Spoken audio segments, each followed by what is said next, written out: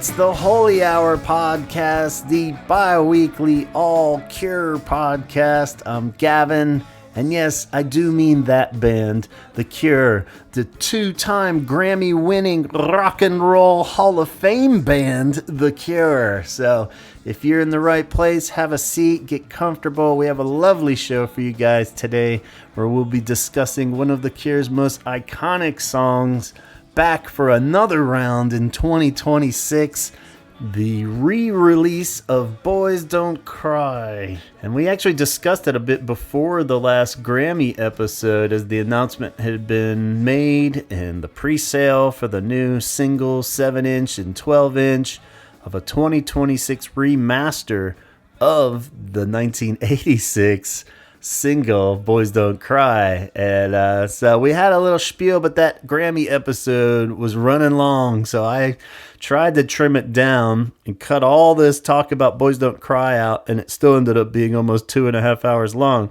So we figured we'd save all that wonderful discussion, all that great content for this episode, and do a feature of Boys Don't Cry reissue, and hash out all the wonderful details of this new old release for you guys in this episode. And I'm glad we waited, because there's been a lot of other little tidbit and factoids and milestones and highlights that have emerged from that re-release that hadn't happened yet at that time. So it's pretty cool. But I am going to kick off this episode with that outtake of sorts from the last one, because it was a fun discussion. Our initial discussion covered a lot of topics, even outside of Boys Don't Cry, as we tend to digress. You may have noticed on this show. We talked about vinyl pricing. We talked about t-shirts and record collections in the post-apocalyptic world. All kinds of wonderful stuff that I didn't want you guys to miss out on. So let's start off by listening to that outtake of me, Antonio, and Chaz, and discussing this new release of Boys Don't Cry 1986 edition. And I'll meet you back here on the other side for further talk on the upcoming physical release of Boys Don't Cry re-release and its current live streaming success. All right, here we go. We got a Cure announcement this week, just the other day. So this came out of nowhere. We got a cryptic, cool post. I was like, which I love that they do these still. And maybe they've always done it, but I felt like they never used to really always mean something. But I was like looking at it with hints. I was like, Boys Don't Cry image, indie Vela picture, 1979, that's when the song came out. 1986, that's when the new voice was. 2026, what could this possibly mean? And luckily they didn't leave us hanging too long on that, because I was like, what? I don't know, what could this mean? So why do we care what this means? What is this? And luckily we just got the email with the pre-order, and they're re-releasing, I guess you would call it, the new voice mix from 86 on 12-inch, 7-inch, and CD single. And we got the little old picture from the photo shoot, so it's a slightly different, cool silhouette of Robert. And but basically the song came out in 79, 86 for Standing on a Beach, Staring at the Seas. They re-recorded it with an updated vocal, so the 86 new voice is what they called it. And then there was a dancier remix of that. But if you didn't, it was hard to get. Like the 86 new voice one wasn't even on it. So it was kind of weird that they even put that out, because it wasn't even on. It was to promote Staring at the Sea, but wasn't even on that. And then like we got the dance one on Torn Down, or one of the remix. I think the expanded Torn Down had it on there and stuff. But then it's always just been kind of a bootleg thing, where it wasn't officially on anything, and definitely wasn't on streaming or anything. But I thought, I had that on my little Cure unreleased wish list, like number 15 or something, like of shit that they need to put out that you can't. Yeah, exactly. But I always liked it. I liked that it has like the updated vocal. And it always kind of bugged me that we had the dance one and not the normal, just kind of straight version with the different vocal. So I'm excited for it. But at the same time, it is weird, where I'm like, wow, is this kind of the the push to for a big release. So I'm like, I'm never gonna complain. I ordered it before I closed the email, like we were saying, so it's on the way or whatever. But so yeah, you guys, any passionate feelings one way or the other? I've never heard the song before, so I'm pretty excited to finally dive into finally this dive into Boys that. Don't Cry Finally song hear what everyone's been talking all about. the fucking ruckus is about.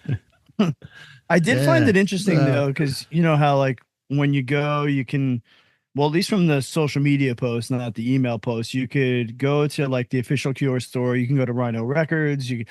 And Rhino Records Yeah. also, which I don't think they had up on the store previous to this, is the torn down mixed up extras LP is up for sale on Rhino's site. And I was like, huh. Okay.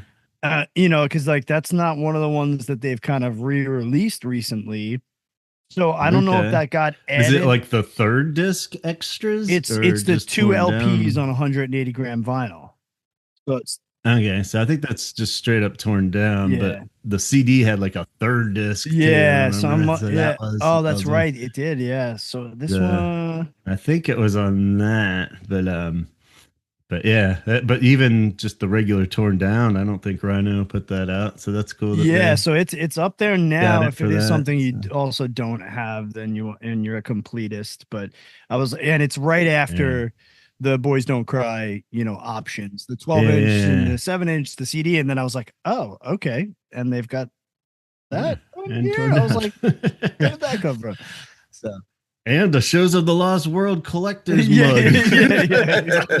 It's like, Boys Don't Cry edition, of the Troxy show. Yeah. I was like, God. It's just 17 live versions of Boys Don't Cry. Yeah. Does this, by them releasing this, maybe this officially closes the door on Songs of a Lost World and Troxy, like possible available purchases? Like they've moved on to Boys Don't Cry at least. Yeah, for now. But so it's pretty cool. I ordered mine from Rhino. Just nothing, I don't even know if that means they're not directly getting it or whatever. You always kind of want to order directly from the band, but just I feel like the official website has had so many weird, like where they take forever or they fuck up the order. You know what I mean? Well, not to mention the fault of the shipping Cure really is so much more expensive. Is it more? I think so. Yeah, I felt like other ones. I looked at it and it was. I just with the Rhino because they're always reliable and cool. So, so we got that to look forward to. Like I said, I got Henson the 7-inch because he's got his collection going, and actually it's one of the few he does have is the old new voice one, the old 7. So it'll be cool to have the new one, and then. I love my CDs, so I got the CD single, but didn't get the 12-inch there. So that's pretty much the CD just on. Yeah.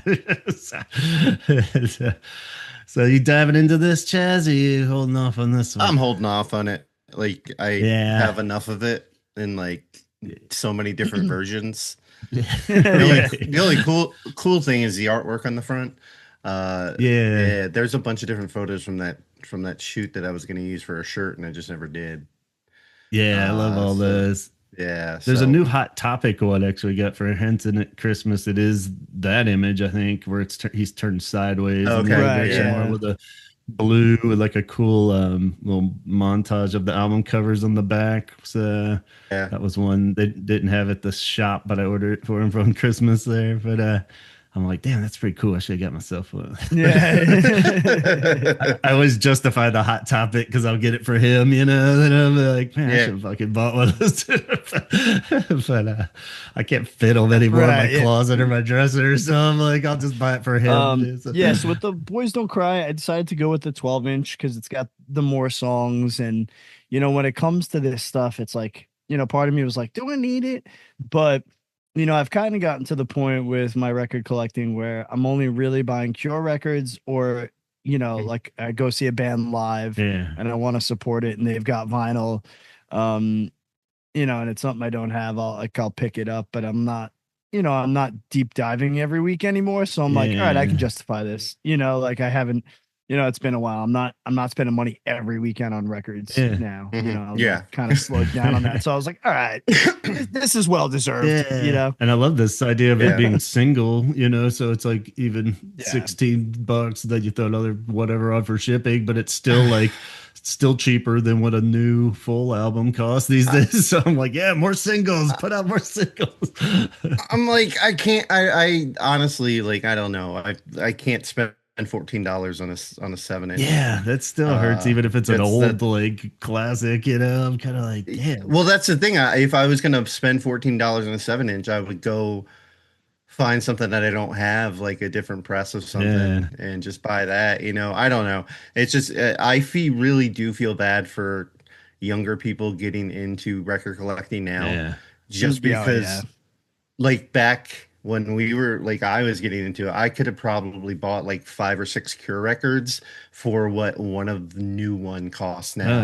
For sure. It's absolutely. Yeah, I just bought that fucking bootleg for $40. It was $40. I was like, Jesus, man. That was like, but I mean, I can't even like get mad at the shop because it's the price. They're all that price. I mean, it's like, why wouldn't they sell it for that much? But at the same time, I'm like, but that's why it was so fun back in the old days, because you could get records for like, all my original Cure ones. I've lucked out and got them early, so they all got like $7 price tags on them and stuff. I got them for like $5. But even if you think like, even if you go back like 10 years ago, they were still affordable, and 7 years ago, and then then as much as I do think that, I also think about like Tuesday is going to Tower Records and how much I used to spend on CDs every week. But when we were growing up, so I'm like, all right, But the thing is, you'd still spend $40, but you would get 6 albums instead of one. So that's and I like that, because then you could do. That was my formula. Usually, I'd go to the record shop, buy a CD of something I knew I liked, like a new album, and then like something that I'm taking a chance on, and then I just buy a compilation. Yeah, then even buy something that has a cool cover. I like the producer or something. You could take more gambles. Or they're on the same record label as another band that you like. That was always a big one, like. Or sometimes what I would do is I would go to the magazine section, take the music magazines, and thumb through that and read reviews on records, and then I'm like, oh, this sounds good. Then put the magazine back and go find. Totally. It's like, I'm not doing that for like a fucking $30-$40 record now. It's like, I better love it if I'm buying that. Because chances are you're not. I remember when I spent $60 on Galore LP, and I thought that was insane for me to do so. And then now I'm just like, wow, that was actually kind of a good deal. And I thought it was way too much back then. And like, but that was maybe 15 years ago. Yeah, not even 2. No, so it wasn't maybe. I mean, especially just some of those ones already with like the Blood Flowers picture disc. Oh my God. That's already like, those are crazy. The original one was crazy, but now even the picture disc ones are like, so I mean, if they hold their value, I mean, we'll put our kids through college with them at some point or something. I don't know what the fuck. Sure. But at the same time, I'm like, I don't know, man. Well, I can't really say anything, because like I'm living in the current house that we own, based on selling like half of my record collection. For like the down payment. So it's just like, I can't really say like, I'm just like, okay, you're actually might be kind of right. Vinyl now. An original Galore on vinyl now. Like, there's one on eBay right now for $500. Get the fuck out of here. I have. And like on Discogs, they say they sell between 300 and 500, depending on. I wonder how long they sit there though. Like, are they really selling for that much, or is it like gotten where these band T-shirts where somebody puts it on there and it just sits for like 6 years? Sits there. So I don't know, but I guess it's a good problem to have once we have them, but it does make it tough to buy any more. But but yeah, it's cool that they put it out. Like I always say, the more the merrier. I'm just happier it's on streaming now too. That's the small victory. Is like now I can just put that version on some mixes and change it up a bit, and that'll be great. So. New voice. Exactly. I love that. Like I was trying to explain it on the headset too. I was like, "This is the new voice." He's like, "Well, when did he sing it?" I was like, "Well, 1986." But so it's not very new. That's what I'm saying. Yeah, but it's a 2026 remaster, so that makes it's still the last time the Mets won the World Series. I think if he actually did do like a new vocal track for it, I probably would have bought it. That's what I was kind of thinking, but that would have been even more of the why? But at the same time, it would have been cool to have like a slightly updated every time, and then he could do another one like 30 years from now when he's on his deathbed or something. The final voice to cry. Yeah. Although you know what's funny? Like, I'm stoked it's on streaming and everything, but the more I watch these like post-apocalyptic TV shows, and it's like I'm like, oh yeah, if the internet goes down, I'm really only gonna have my vinyl and my CDs if I want to listen to music. You know what I mean? Like, I like when we were just finished, like we were watching like Pluribus on Apple TV, and I'm like, oh yeah, I'm like, so if there's like no more internet, no more streaming, and no more radio, I'm like, you've only got your records and your totally. And if there's no more TV, you've only got your DVDs, so it's like as much as like we ditch all this stuff, I'm like, we have streaming. I'm like, fuck, what's gonna happen when the big bomb goes off and there's only like a million of us still alive?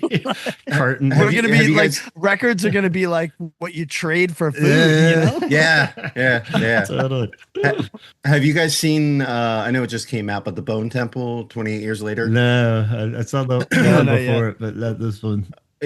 It's probably my favorite one out of maybe all the movies. Maybe the first one is, but anyway, Ray Fiennes is in it, and what you were just saying, Antonio, is he has a record player that he winds up with a generator every day, and he plays Girls on Film by Duran Duran. Nice. Just every day? Well, he's got a bunch of other records, but like that's the one he definitely plays and listens to, and like I'm like that's kind of cool. Like and there's a scene in that movie that deals with music.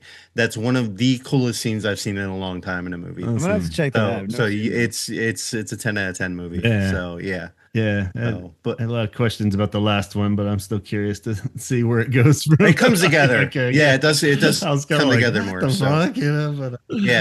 Because even in watching Fallout, I'm like, oh yeah, if I'm in that bomb shelter, I want my record collection with me. You know what I mean? Even if it's just my Cure records, I'd be fine. Lugging like 500 records into your shelter. Yeah, I know. Yeah, it's like you're only getting one crate. Did you go out and get supplies today? They better not be records in your backpack. You're like, well, I got the Blood Flowers picture vinyl. Between that or penicillin, and I picked this because music does the body good. Am I right, guys? Get out. Eat him. So yeah, a great one for the collection there, and hopefully we'll get them before too long. Yeah, I think it's April is when they actually come out. It's like mid to late April. So the streaming, we'll all be sick of it from streaming it, and by the time the vinyl shows up. I'm pretty sure if I go into the record store, Matone's Records by near my house. Yeah, I think so. I can go in there in May. When does it come out? April? I'll go in there in May, and he'll have like 3 of them there. So, again,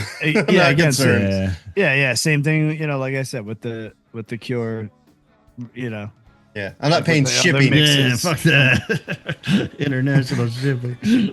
Shipping these days is ridiculous. We could do a whole episode on that. old man corner. Yeah, exactly. All right, let's dive into this. Let's do this.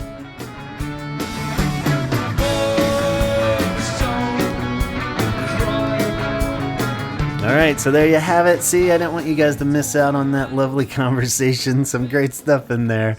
And a lot has happened since then. So, and since there was a lot of pricing talk in that segment, addressing the price of those singles.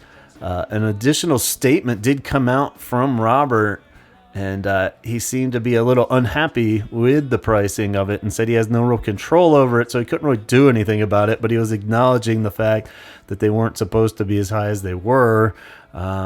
So yeah, that was kind of a bummer, but at the same time, I thought it was nice that he acknowledged it at least, even though he couldn't change the price or refund everybody $2 or whatever to make it a more reasonable price. But cool that he acknowledged it. So yet another great move by Robert, just always showing that he is aware of these things and not just cashing in on whatever. And you know, as much as I love to even bitch about that kind of stuff and the pricing of the vinyl and the whatever, but, you know, I just blame the state of vinyl in particular these days still. So don't worry, Robert, we won't hold this one against you, but, you know, makes sense. It is a few bucks higher than it probably should have been just for like a, you know, 2-song vinyl single. But, yeah. And so I do wonder between that, it was funny because I initially had in my notes that I wonder if less people are likely to buy this because of the price was a little high, and especially with him calling it out but not being able to change it. I thought, well, maybe this isn't one that's going for people to actually buy it. It's just kind of falling more in the collector category. So for the diehard fans, you know, if people like Chaz aren't even buying it, then I can't imagine too many super casual fans are buying it. So I was kind of like, well, I guess, you know, it might just be something people don't buy a lot of, you know, so they won't do a lot of these. But we had another announcement just even after all that, more recent, that The Cure have reached #1 with it entering in the charts again. And on the actual Billboard, this is all UK, of course. The US would never be cool enough to bring an old song back into the charts, I don't think.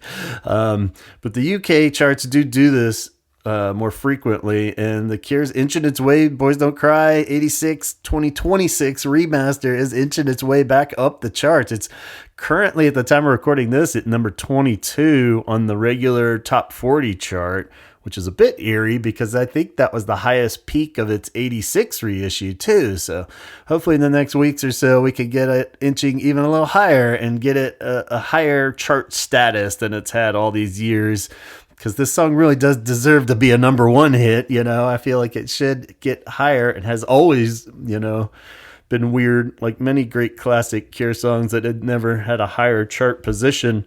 But I mean, really, 22 is pretty fucking good. A top 40 hit is what you could say to any huge pop song, right? And it's in the top 40, so that's pretty awesome. And the fact that it's done it twice now. So we'll keep our fingers crossed that it keeps climbing that chart. But it, like I said, it is a #1 hit in a sense. We got the announcement that for physical copy sales, it is the #1 single at the time of recording this. So all our buying of it did pay off, I guess. So I guess enough people weren't scared off by the pricing. And I mean, granted, it's with a small grain of salt in the sense of, you know, is anybody really buying singles right now of anything? Like even, you know, the kids probably aren't going out and buying like Bad Bunny maxi singles or, you know, 7 inches and shit. So all like the big name bands, I can't even imagine they're selling a lot of physical singles. You know, the albums sell, but like, do they even put out like 7 inches for Sabrina Carpenter and shit? I don't know. But, so yeah, that's you know, so there's probably not too many other bands that are putting out 3, you know, choices of format for their physical single, like the 7-inch, the 12-inch, the CD single. But all us old geezers and collectors, of course, we're buying all of them, if not, you know, 2, 3, 1 copy, you know, So, a bit of a grain of salt, but fuck it, we'll take it. You know, it's the same as like the sales for Songs of a Lost World, where it was, kind of like, well, yeah, when you put it out in like 8 different formats, of course, people are going to buy a shit ton of them. But, you know, they never said how. We just do it. So congrats. We can officially say that Boys Don't Cry is finally a #1 single in at least a subcategory. And that's still pretty damn cool. So who the hell would have thought? And especially going back to what I was saying, where I thought maybe this one wasn't going to sell that much because it was a slightly overpriced for a single, and we all have pretty much all these songs, it's just what access and what ease of access to all these songs. So there really wasn't any huge incentive to buy this for anything different. It really is just the collector bug, and for reasons we'll get into as we get into the specific songs there. So while we're on the topic of sales and numbers and charts and all that bullshit, we also got a nice milestone where Boys Don't Cry hit the original release. Boys Don't Cry hit the 1 billion stream mark on Spotify. So I'm assuming that's the original, not this 86 one that just came out like a week ago. So congrats there. I'm seeing more of these pop up for different bands, I guess, as Spotify's been rolling along now. I saw There's a Light That Never Goes Out. Smiths had one.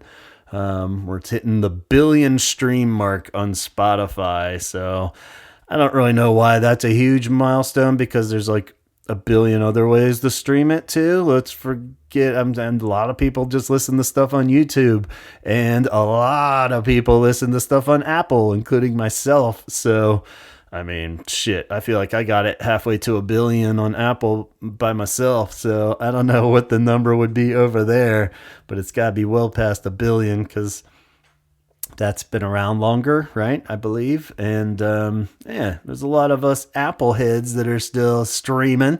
So it's always weird that these Spotify kind of takes over as the dominant, like the charts at the end of the Spotify charts or whatever. Apple really should do a better job of telling people their things, Apple always just in their own world, I feel like. But anyway, congrats for 1 billion streams of original Boys Don't Cry, and let's get this new voice one to 1 billion as well. What do you say? I feel like I'm doing my part there too. I've been playing this thing constantly. It's also had a funny one just the other day. This one was even more recent. With out of nowhere, there was a one day, I think it was like on Sunday or something. I almost missed it, but there was a note that there was a digital download of the MTV Unplugged version of Boys Don't Cry that you could buy. And it was UK only. So it was really weird. I was like, what the fuck? And I just said the hell with it and clicked on it anyway. I was like, it's MP3. Maybe they're just throwing that on there and I could still work it into the link somehow, which I saw a lot of people did the same thing. We bought it and I got excited for a second because it let you buy it. I was like, holy shit, I was able to buy it. And immediately I got a refund back for my $2 or whatever to buy the MP3. But I was like, how? What the fuck? So, I was at least not immediately pissed because I thought, well, maybe tomorrow it'll be available in the US or something. But there hasn't been another word of it since. So if I somehow missed that 24-hour link to buy it in the US or something, let me know. But that was a bummer because the Unplugged one's fucking great. He called it the definitive version himself. So I would love for him to do that. If there's anyone listening out there, please make it available in the US as well. Because, it's like these classic Cure things where I only have my questionable rips and downloads and Napster days of whatever from the MTV Unplugged audio clips that vary in quality. It would be great to have something that the Cure feels is official enough to release through their official website or whatever as the audio clip from MTV Unplugged. So please make that available. That would have been awesome to put this on there. That would have been that one little incentive to get everybody to fucking buy it, I think, because we all adore that Unplugged thing. And now that just even cast the other bumps up on my wish list of unreleased shit is well, if you have the audio good enough to release the one song for one day, let's get that whole MTV thing out. You don't have to make a big deal out of it. Just put it available to download. You could just put it on streaming even, and I'd be happy. Put that out as an EP. Good God, I would buy that in a second. I think a lot of people would put that on vinyl, make that a record store day thing or something. It's like, that'd be great. And, have like a cleaned up version of the whole thing. That would be so good. But Like we know, there's a long list of those things that are not quite released in the world yet, other than some old ass tape or VHS that we have. So we'll hold off our griping and begging on that, but very interesting. So also cool to the anyone out there that actually got to download that in the UK. Consider yourselves lucky. As far as blowing money and wanting to blow money, there was also an announcement of a batch of Boys Don't Cry merch that got released. We got knit hats, we got tote bags, we got hoodies and t-shirts, of course. No bucket hats this time. I wanted a Boys Don't Cry bucket hat. What the hell? But I guess they're too far out now, like where people actually do wear bucket hats again and actually enjoy them. So the ridiculousn's has caught up and they don't want to release them now or something, or maybe they heard us making fun of them too much.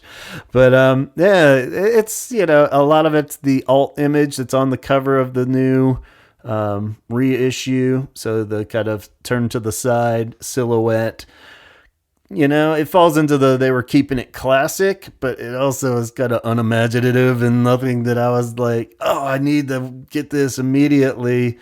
And, don't tell anyone, but that Hot Topic shirt I was talking about earlier that I got for Henson, that's actually cooler than all the ones that they put on the official site, because it's like a blue tint to it and it's a little choppier around the edges. I don't think there's any text on the front. It's just that silhouette image. And then on the back, it has like a little collage of all the 14 different album covers. So it's cool and different enough where it's not just like the takeoff. I think they're trying to just keep it as a nod, like a proper nod to the classic shirt that everybody has. It's up there with the fucking Unknown Pleasures one. It was like, that's the Cure iconic thing. And so I did see that was cool that they were offered a poster of that. So required for anyone under 21's bedroom. If you're a Cure fan, you have to have that Boys Don't Cry poster, right? But cool that it's out there. Cool that there's t-shirts. Cool that there's hats and tote bags and all that cool stuff. But not quite pulling the trigger on any of those. Hopefully you guys are like, ooh, and got a few of those.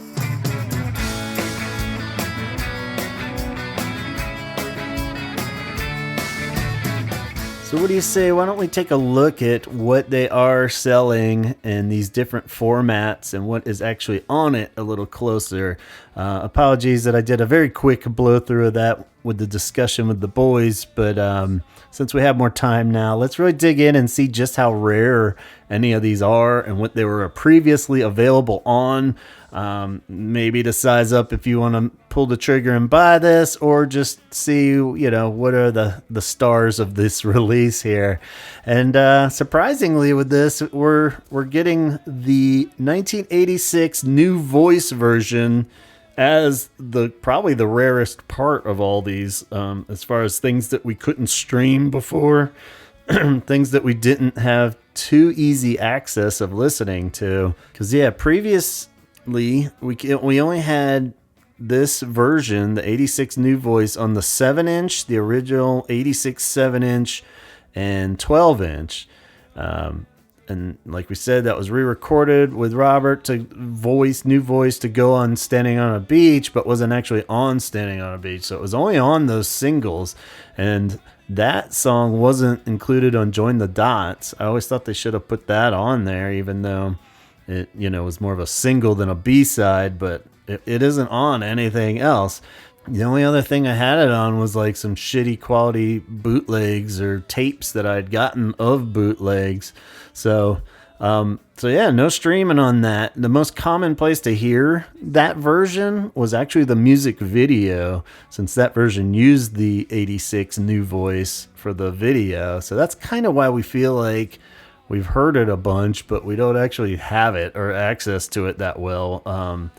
Like I said, I've had it on an MP3, but it was like from Napster days of like really shitty, low quality MP3 that's really tinty sounding and ripped from some CD bootleg or something. But yeah, so it feels less rare than it is, but when you really looked at it, it wasn't on anything, and definitely not on like a tangible official CD. The new mastering of the single, now that we've all been streaming it, I think it sounds great. Granted, we've only really ever heard it on like a music video, or the old 7-inch record from '86 isn't going to sound that great no matter what, or some shitty old bootleg. So of course it's going to sound better.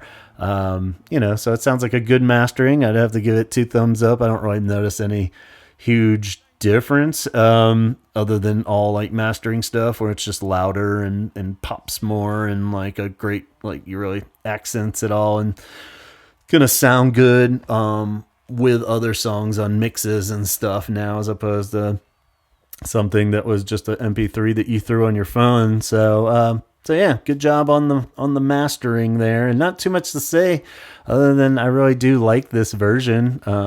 And it has the harmonies really good on it. I think that's the shining cool thing of this version.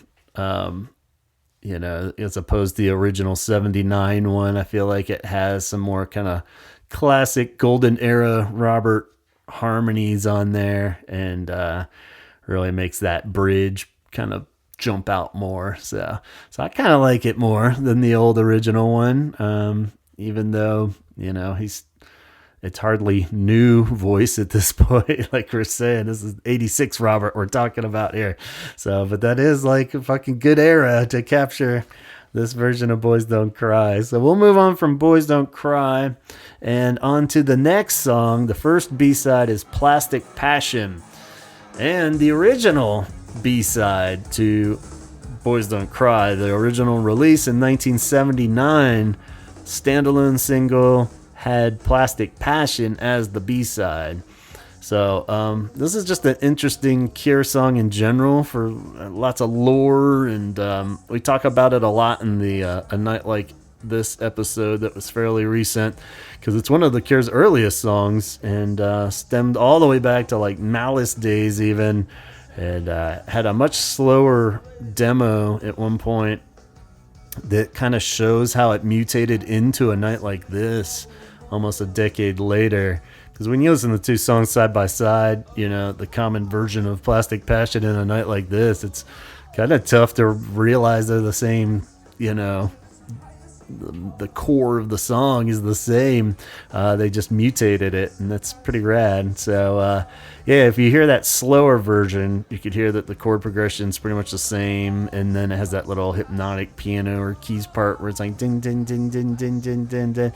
So the story has it they sped it up for the Hansa recordings, and Robert was going for like a Roxy Music vibe, and blamed the herky-jerky rhythm on Mike Dempsey wanting Lowell to drum more like XTC. And despite the makeover, though, it still kind of failed to blow anyone's minds at Hansa.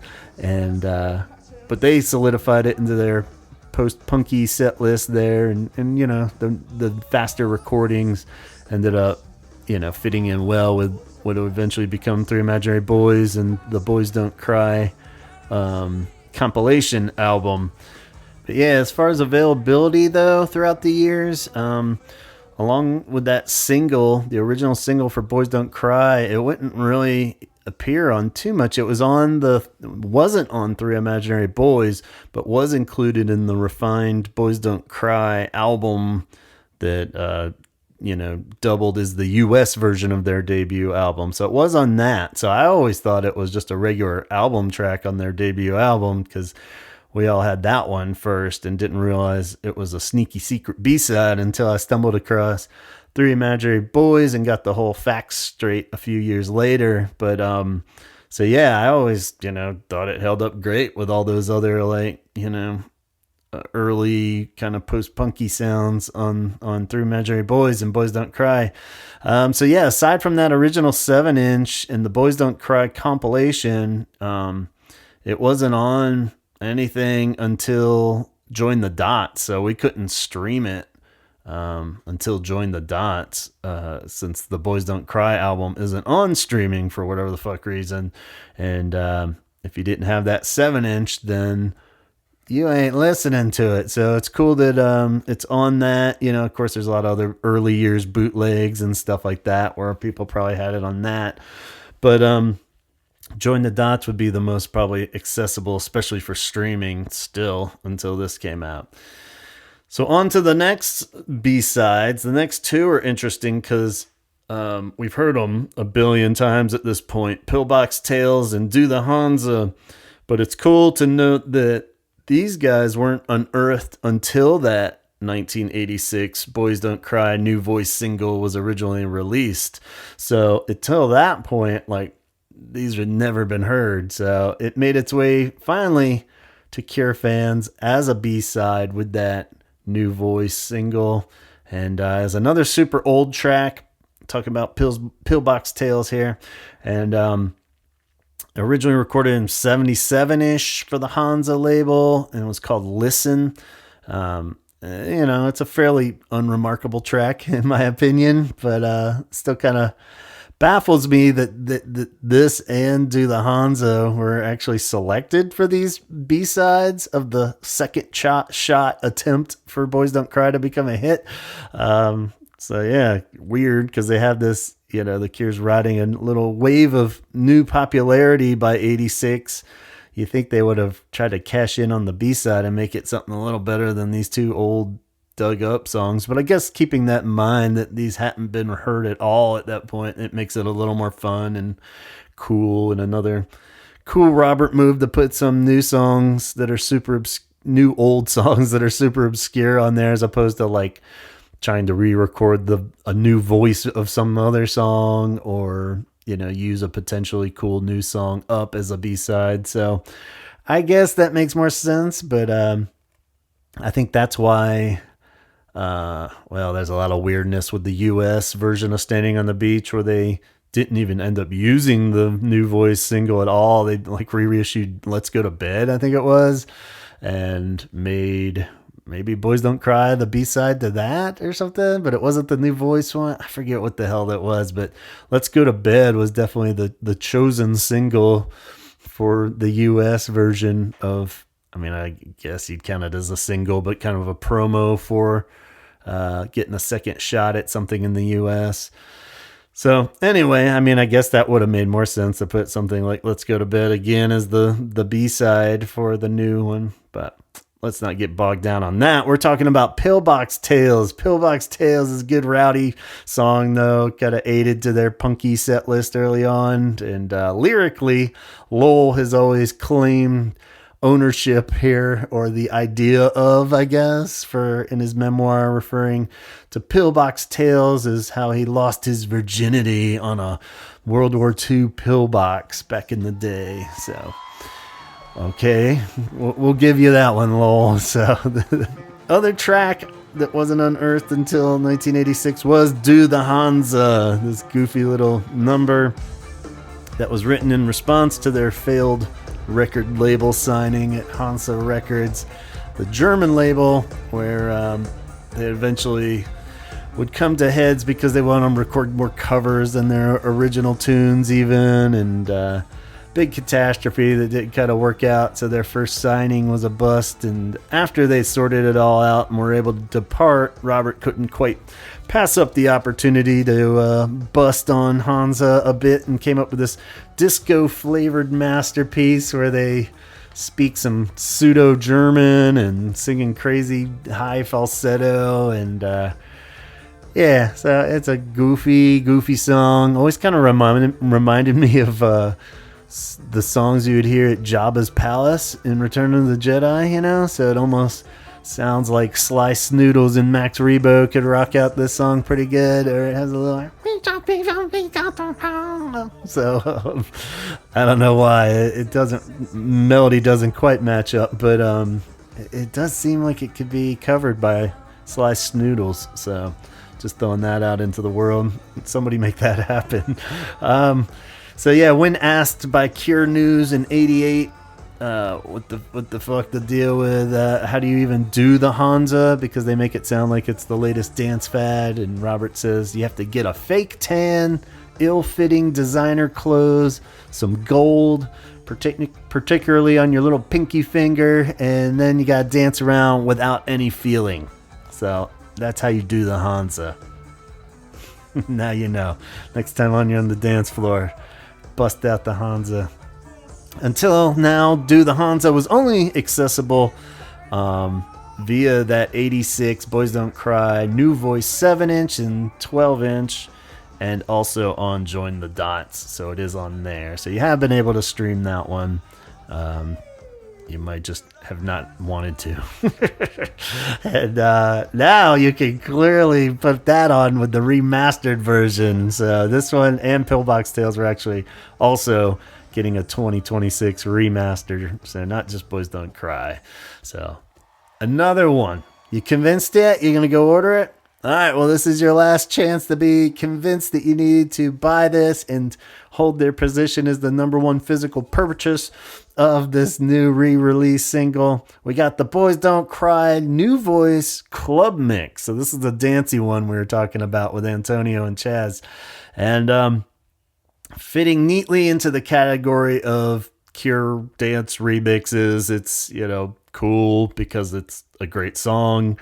But this should have been, the super rare one that we were like, it would be kind of cool to have that long ass version of the New Voice. But somehow this one was around. It was always also on a billion bootlegs I've had. They always just kind of put that one on there as a rando track. And so this one was around way easier than the single version of the New Voice. So I guess it was only on the 12-inch, so we didn't have it on the 7-inch back in the day. And it did pop up, like we were saying, on that third disc of the CD of Mixed Up reissue that had Mixed Up, Remastered, then Torn Down, and then a third disc of some of these rarer 12-inch remixes that weren't included on Mixed Up. So it was on that. So we've had that one, and then that was on streaming too. So that one's been on streaming. We had it on CD.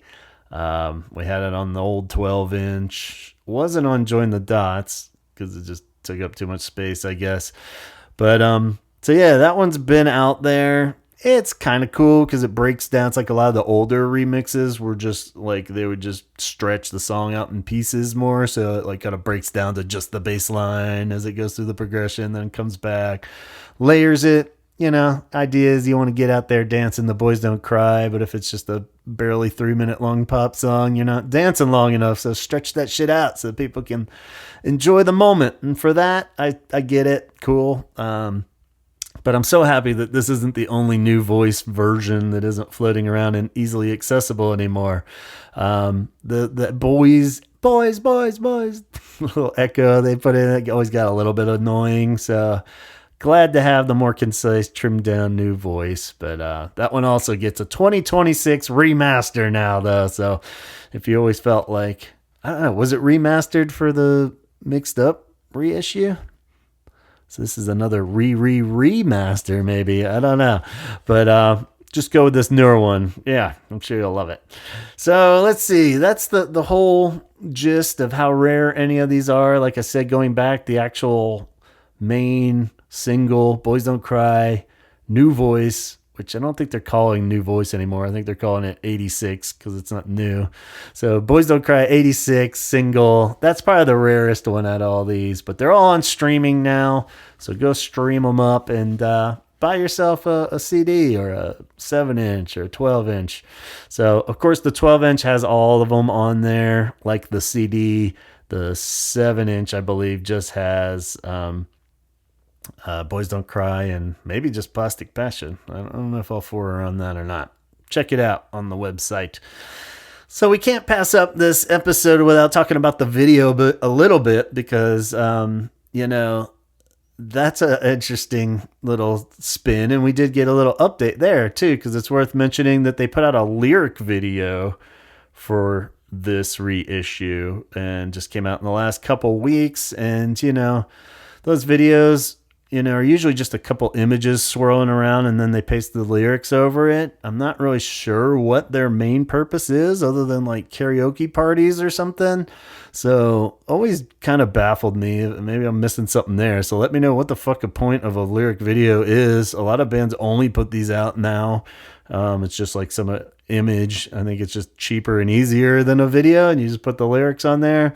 But this one was actually kind of cool because it uses the background imagery from the video, like those hanging balloons and hands that are, behind Robert in the silhouette. And then even like the Robert silhouette with the red eyes kind of fade into this. So it almost feels more like one of those cool background images that are projected at the live shows now than a stupid lyric video or whatever. So it's pretty rad just to have on. I don't know what you do with it, but and of course, the actual video is out there and one of The Cure's greatest. It, is also, like I said, the reason that we thought we had this more widely available, I think, is because we all probably watch that video fairly regularly. And it did appear on that, even though it wasn't on Standing on a Beach. But yeah, it's just a super cool concept from Tim Pope, one of his finest with The Cure. And so the kids are playing young Robert and Michael with the adult silhouettes behind them. And eventually the red dots appear on the silhouettes in their eyes and are just a cool image. It's a fairly simple video that I always remember being more elaborate than it is, but really it's just like 90% one shot straight on camera angle of the kids playing with the silhouettes behind them before it finally cuts to the close up. That's super epic, Robert up close with the red eyes for the bridge part there. And it has a really good impact because it is so long before that cut to that scene. So I mean, it's super low budget for how fucking cool it is and just proves that you could do clever, awesome stuff without getting too elaborate. Perhaps the first actual Cure full music video I think I ever saw. I was trying to think back and this one made a huge impression on me as a kid and definitely solidifying my Cure love because I'd seen In Orange really early on and probably, owned at least one of those books, like the visual documentary book, I think by that time. So we're talking like 88 probably. But we didn't have MTV. So I didn't see this when it came out in 86 or whatever. But we're at my grandparents' house in New Jersey who had MTV over the summer. And I remember staying up for like 120 minutes or Alternative Nation or whatever it was that we caught in the late hours. It was just me and my brother sitting there trying to not make too much noise to wake our grandparents up. And this video came on and I just remember, I still remember like the crazy sensation of getting goosebumps while watching it for the first time and just like going, oh my God, this is so fucking cool, and just, it's weird. It's part of that wonders as a kid, it's like, do you ever get this excited about even shit I'm like really excited about now? I just, as you get older, you just never get quite that excited, I don't think, but this, God, I just remembered my whole body just almost having chills that it was like, oh, this is so cool. We couldn't record it or anything on their TV. So just remember my heart racing and it living up to the cool fucking, pedestal that I was putting the Cure on at that point. And fun fact, of course, that's Michael Dempsey playing bass because he, by that point, had been long replaced by Simon Gallup, but they brought him back to be the silhouette there. So that's always a cool little fun fact that I'm sure you all have heard a million times. With Chaz and Antonio, we also mentioned that this release does have a variation on the cool, iconic, artwork from the New Voice silhouette of Robert Smith. It really is, just probably the go-to image of the Cure, and Robert Smith is their like Cure bat signal. If you shoot that up at the, night sky, every Cure fan would know immediately what it is. Hence why we used it as like, the Cure, the Holy Hour podcast logo for so long, because I just wanted it to be something that if people were flipping by, Holy Hour, hell, there might be Cure fans that don't even know about the song The Holy Hour. People are just going to think it's some religious podcast or something. But you see that fucking silhouette of Robert from 86 Boys Don't Cry single, and immediately it's Cure related. And so yeah, I like that they have all these other cool from that photo session. There's other good ones. If you haven't seen them for whatever reason, there are a few even beyond this one that are still cool. There's that obscure Andy Vella is the photographer, so that's the photo, and he has a book out from that photo session. There's some other cool ones. It's called Obscure, and currently seems a bit harder to find online than I thought. I just did a quick search for it. I think Abe Books had a copy going for like $50. So they're getting pricier. I think a lot of these kind of come and go in flows. But you might want to grab that one used if you stumble across it and don't have it, because it's fucking great, and so many classic Cure photos in that, and it's probably only going to get rarer as the years go along. So Obscure, Andy Vella, look it up, hunt it down, find it, have it in your Cure photo book collection for sure. And keep your radar peeled. The other alt image is on the cover of the book even. So lots of good ones in there. And in the time since recording that conversation with the boys there, I've thought about it a little bit longer, a little bit harder. And I kind of do wish he had re-recorded a new vocal again for 2026. Not that his voice is like changed hardly at all. And it would be totally unnecessary and look kind of stupid on the surface, but just as like a kind of a timestamp, of this song from beginning-ish to middle-ish to end-ish of their career, it would have been kind of cool to have a third version of it, kind of like the Before Sunrise movies or something, if you know what I mean. It'd be kind of cool to have had documented it, like the new voice. And so I don't know, it would have been kind of fun if they'd done it. He's got his home studio, he probably could crank that out in like a day if he wanted to, so kind of would have been cool. Maybe a missed opportunity there to do the new version of it. He always sings it a little lower now live. He kind of does it more like the unplugged one in the register of that, so maybe he did try it and he was like, this doesn't sound as cool as like the big young energetic version with the pop music, especially if you're not re-recording the music behind it.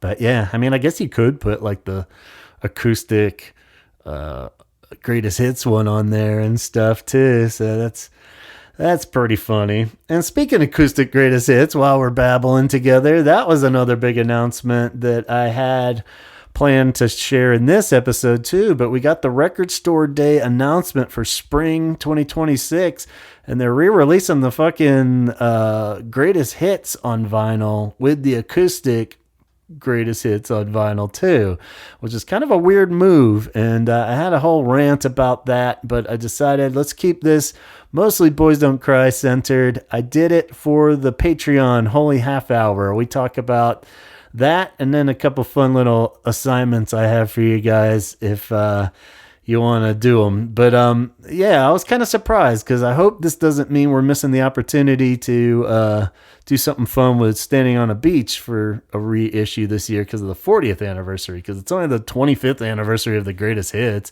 and I feel like those just fucking came out on vinyl like not that long ago. So kind of a weird choice, but at the same time, maybe they were just like, here, fucking Record Store Day, another version, whatever, buy it if you want. But kind of odd.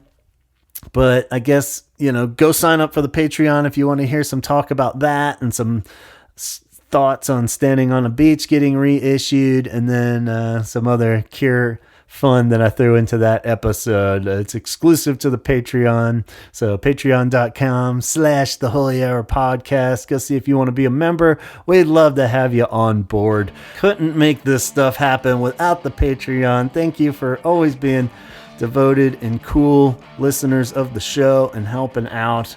We got Craig, we got Jeff Hilton, we got Amber, we got Allison, Jeff Cortland Jones, of course, Donna, Sue, and John, and Dion, Namicio, Matt Ford, Letty, John Roberts, Colin, Jason Hall, Tony, Ben, Matt Fisher, Danny, Coulter, Tom Johnson, Francisco, Arno, Chip, Nicholas, Shirley, Mara, Caroline, Brian, we got Sean, Jennifer, Craig Hogan, and our two newest members, Pete Roberts from the UK and Nicole out in California. Thank you so much for joining the party over here, and hope you enjoy the bonus Holy Half-Hour episodes and digital links I emailed you.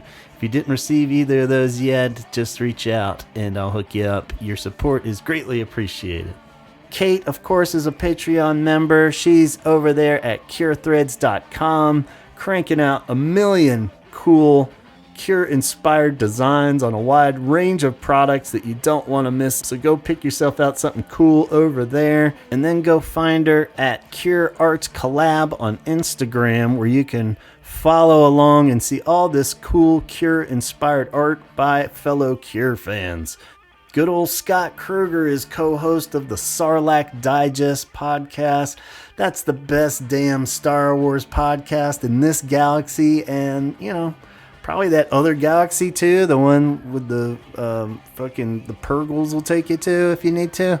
So pretty much any galaxy, you're not topping this one. If you're into Star Wars talk and want to catch the latest and deepest and coolest rants on Star Wars talk, go check out their live stream every Wednesday evening, 8 p.m. Pacific time. And you can watch that on their YouTube channel, or on Facebook. Actually, you can follow along too in real time. And if you're more into traditional podcasts and downloads and watching it and listening in your car, then just catch the replays everywhere you listen to your podcast. And if you're a toy collector, be sure to catch out. They have another show every Monday now. It's the Sarlacc Toy Chest, where they discuss all the latest toy updates in the collector world of Star Wars toys. That's 5:30 Pacific time on Monday, so check that out. David runs The Obsessive Geek on Etsy. It's a great spot for other Cure related shopping. He's got 3D printed album cover recreations, Boys Don't Cry keychains, Fascination street signs that you can put up behind your Funko Pops and make it look cool. It's all high quality, affordable, and really cool. Lots of cool stuff over there at The Obsessive Geek on Etsy. Dana is a freelance animation, illustration, and motion graphics designer, and she is welcoming in new projects and commissions, so go check out her work at graphics.tv, and that's graphics with an X.tv. And drop her a line if you're looking for some help in spicing up your next project. Tanya wants to spread awareness of 988lifeline.org. That's the suicide and crisis hotline with over 200 crisis call centers located all over the U.S. and available 24/7, offering free and confidential support for people in distress. They have numerous prevention and crisis resources to also help out. So if anyone you know or yourself is in need of help, please don't hesitate to reach out to 988lifeline.org. Lisa recommends that you check out Dickens. That's the coolest venue in Calgary, Canada. They have a whole variety of cool events coming up, and you can see all of them at dickensyyc.com. Chaz has another podcast called James Dobson's Bastard Kids, and you can check them out weekly as he and Chrissy take on the evangelical church, and you can stream it everywhere that you stream your podcast as well. And that about wraps it up for us, I guess, guys. So hope to see you in 2 weeks. We'll be back with another amazing round of Cure Talk. I hope you enjoyed digging into this Boys Don't Cry. Let's keep buying those singles so they can hold their position at number one. And hopefully all the billion streams will start inching its way up the actual charts too. So make it number one. All right, guys, take it easy. Go put on some Boys Don't Cry, new, old voice, and talk hard.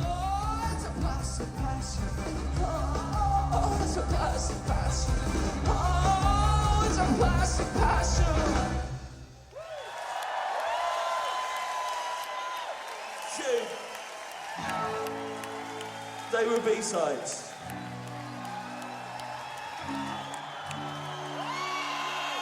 This wasn't.